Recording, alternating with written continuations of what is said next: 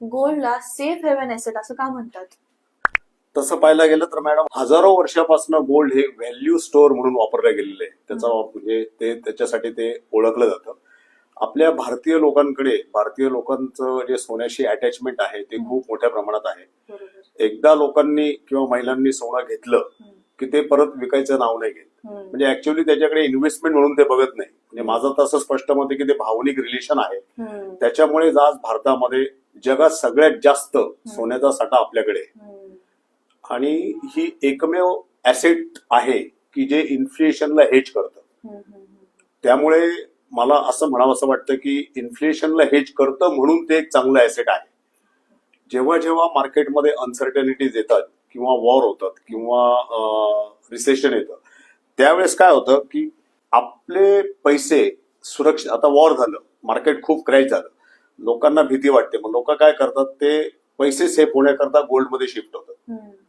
त्यानंतर दुसरी गोष्ट, आता प्रत्येक देशाची जी सेंट्रल बँक आहे ती सेंट्रल बँक सुद्धा आता गोल्डचा रिझर्व्ह वाढवते. लोक आधी डॉलरचा रिझर्व्ह वाढवायचे, परंतु जे आता सध्या जे चाललंय एकाधिकारशाहीचा जो वापर होतोय जगावर, त्यामुळे प्रत्येक देश आता डॉलरचं महत्व, डॉलरवर डिपेंड नाही राहायचं म्हणून सोन्याचा साठा वाढवत आहे.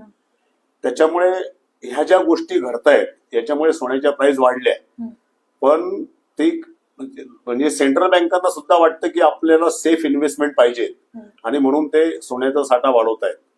तसं बघायला गेलं तर हा एक टेम्पररी फेज पण आहे. म्हणजे किमती ज्या हाईक झाल्या, एक ऑब्झर्वेशन माझा असं आहे की एकदा हाईक झाली सोन्यामध्ये, बऱ्यापैकी तेजी येऊन गेली की 7-8 वर्ष तेजीमध्ये जो स्पीड होता रेट वाढण्याचा तो स्पीड नाही राहत. एक सर्टन लेवल असते, त्या लेवलपर्यंत स्पीड वाढतो. परत 7-8 वर्ष गेली की परत असं काहीतरी घडतं आणि मोठा क्रायसिस येतो, परत सोन्याच्या किमती वाढतात. म्हणजे ती एक सायकल आहे.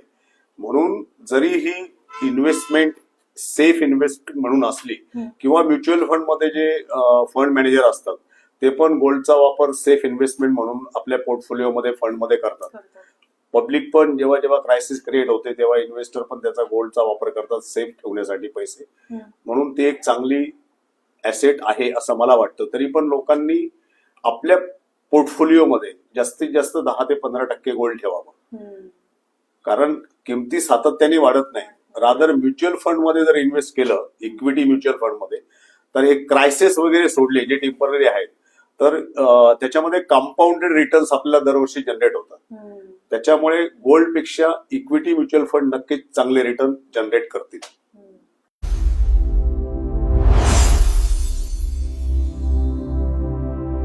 Mutual funds investments are subject to market risks. Read all scheme-related documents carefully.